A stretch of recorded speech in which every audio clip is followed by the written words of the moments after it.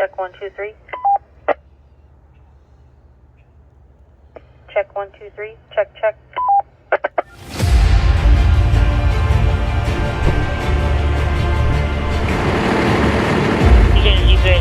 It's really deep.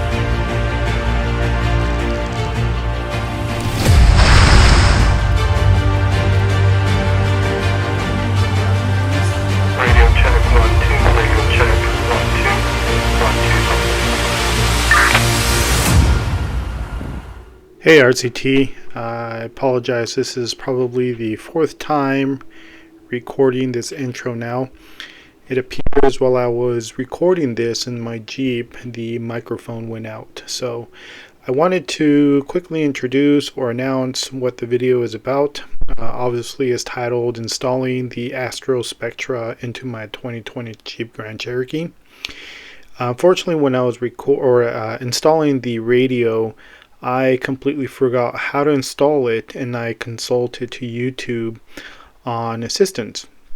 Unfortunately, I was able to find no help whatsoever, and the only video that got me going was a video of a gentleman installing a sound system to a 2020 Jeep Grand Cherokee, or so I think it was a 2020.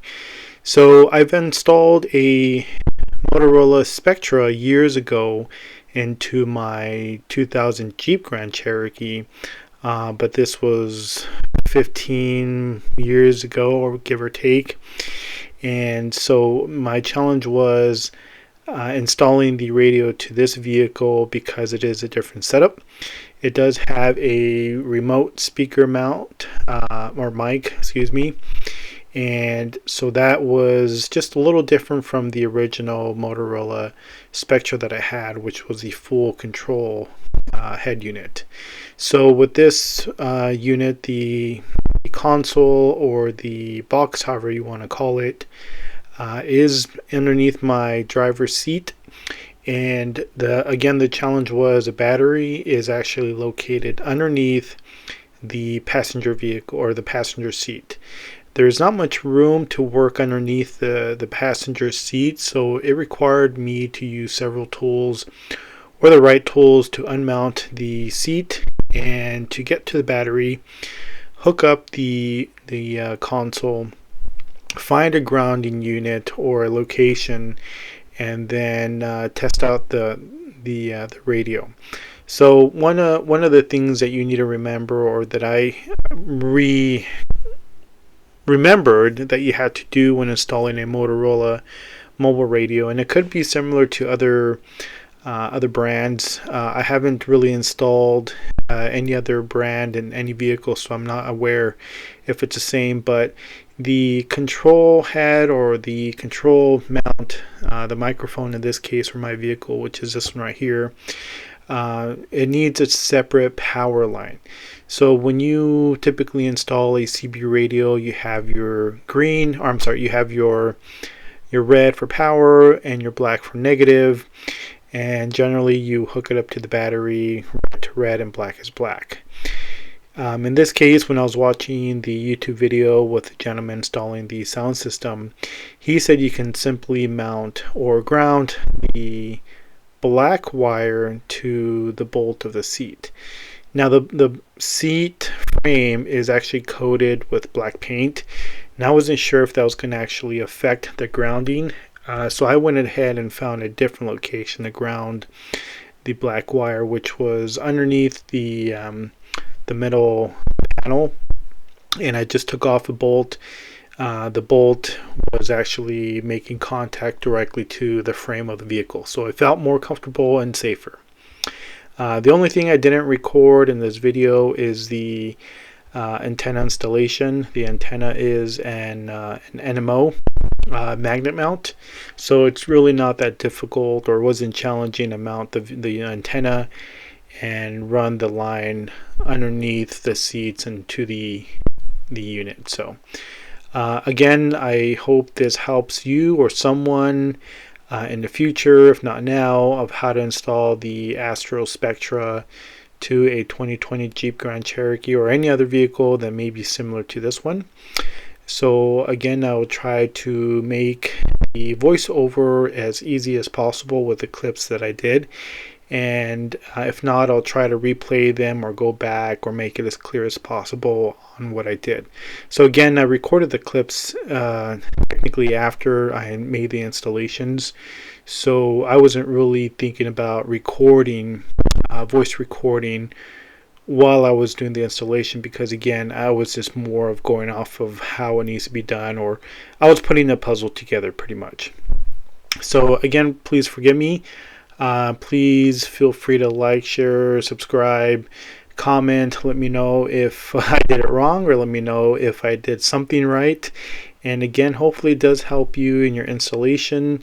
After this video, I will be posting the official field test. I've been getting a lot of compliments and requests to talk a little bit more about the radio. It's actually a great radio. See here, I'm talking about something else. I don't even know.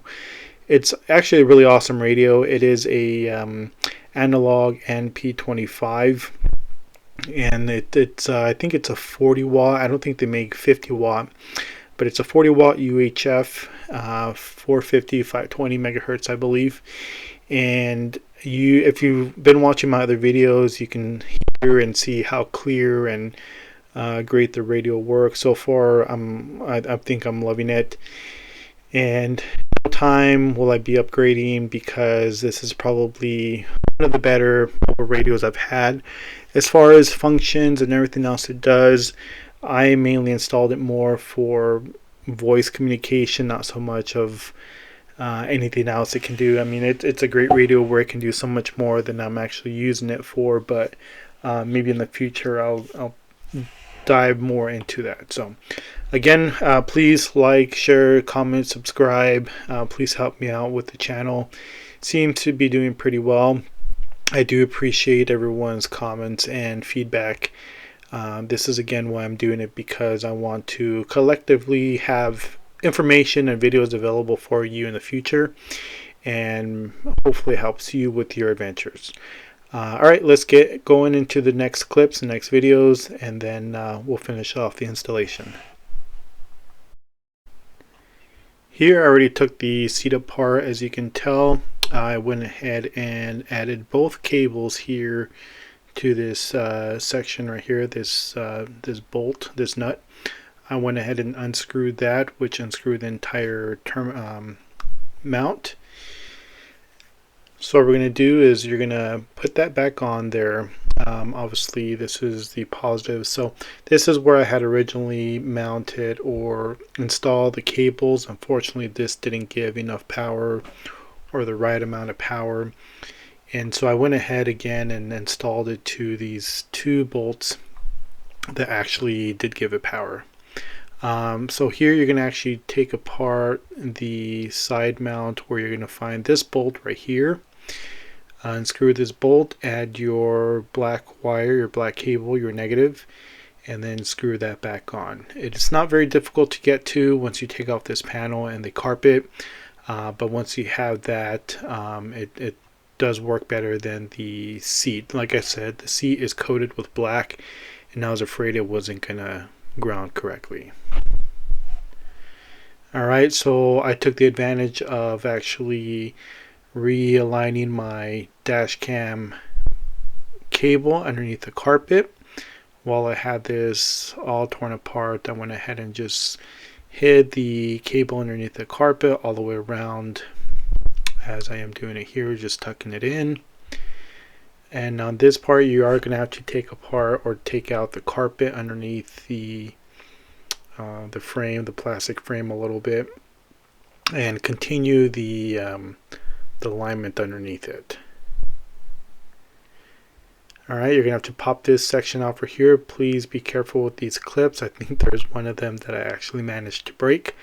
But once you get that taken off, you'll be able to pretty much put your cable or your cord in there, and then you should be able to pop that in there. Here we go. You can see where I aligned the wires just to run underneath that. Okay. Again, please be careful putting it back in, taking that off. Those clips are pretty sensitive, and I don't know if there is any way to replace those. So again, please be careful when you're taking that off.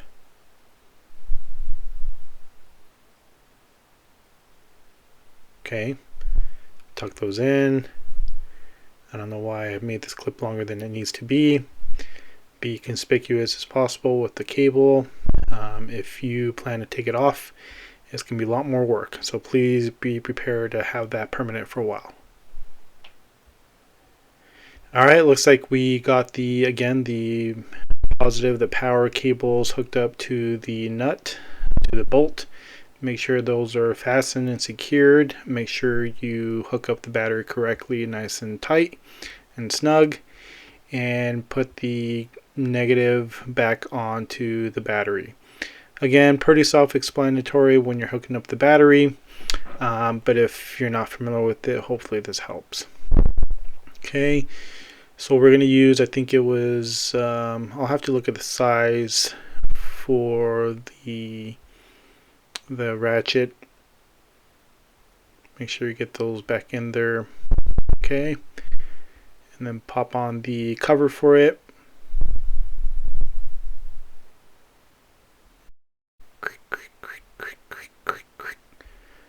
Alright. Make sure those are on pretty snug. Those are your seat bolts. You don't want any accidents happening.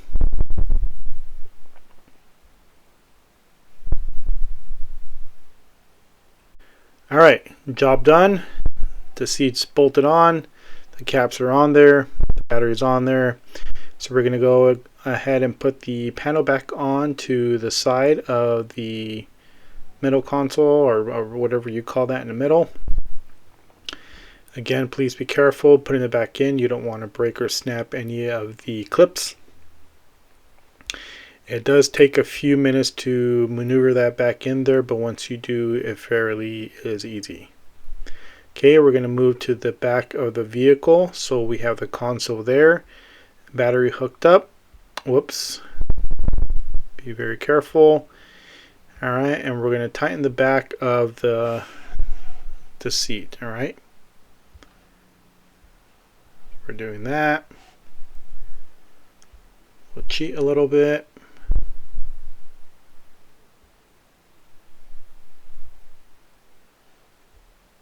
And again, if you don't need to take the seat off because you can reach back there, by all means, or if there's another location to hook up the battery. I sometimes hear that you can actually hook it up to your fuse box. So here is the last part of the seat. Make sure you snap those back in. Here's what it should look like towards the end of your installation. The two positive, the negative bolted to the vehicle. So again, be really careful not to disconnect these, and then of course you're going to have your plugins on the back of it. We'll go through those at another time. This is going to be the speaker wire, which was a little confusing. It didn't tell you which one goes where, but I had to use different wires to get the speaker and that connected. So here it is. We're going to be testing it to see if it turns on. And it turns on. This is the first time we've had it turn on since the installation. It was successful, and we're just going to go through the configurations. So again, this was just the first time I used it. I didn't know how it was set up. It was actually pre-programmed with 2 frequencies, and we'll do a test on those in a few minutes. So just to show you what the remote looks like. Power on the left, and the other buttons, obviously I wasn't aware of how it was programmed yet. Okay, so it turns on, turns off, turns back on. It looks very good. Alright, like I said, doesn't have any other zones other than the 1 zone and the 2 frequencies. And in a few minutes we'll get the speaker hooked up and we'll do a short test. Looks good, looks very nice. Alright, here we go with the speaker. Here we are. Don't forget to cover the bottom of the seat with the cover. I wasn't able to snap it back in place because of the cables. I didn't want to damage or crimp or damage, just really mess with the wires that I put in there. So we're just going to lightly put it back over and cover it the best we can. Alright. No. Show this. So key up.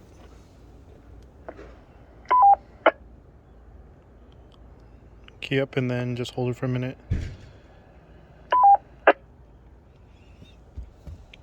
One more time.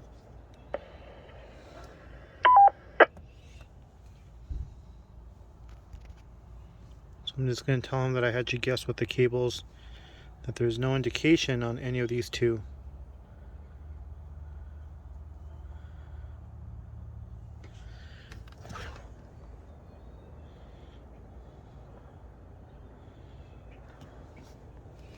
Okay, key up again. Go over there, do check 1, 2, 3.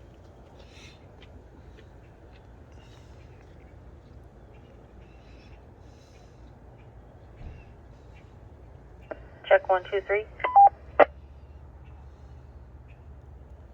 Check 1, 2, 3. Check, check. So that will conclude the installation as far as Eclipse. Like I said, I decided or chose to hook up the radio directly to the battery. I've seen in other cases they can, or they have hooked up the radios, CB radios, or any other type of mobile radio to the fuse box or to the starter. In this case, like I said, the easiest way for me to install it or power it is directly to the battery. It is an AMG battery, so it's supposed to last longer, work better.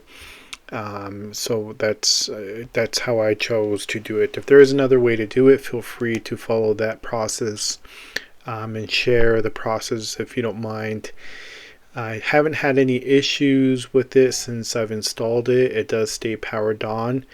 It seems to work really well. The furthest transmission I have recorded is about 19 miles, so I don't see any lack of power with the way I installed it. So again, it's a Motorola Astro Spectra UHF, and it's analog and digital. The digital is P25, and not much more to say other than the process is, again, just similar to installing a CB radio or any other mobile radio to your vehicle.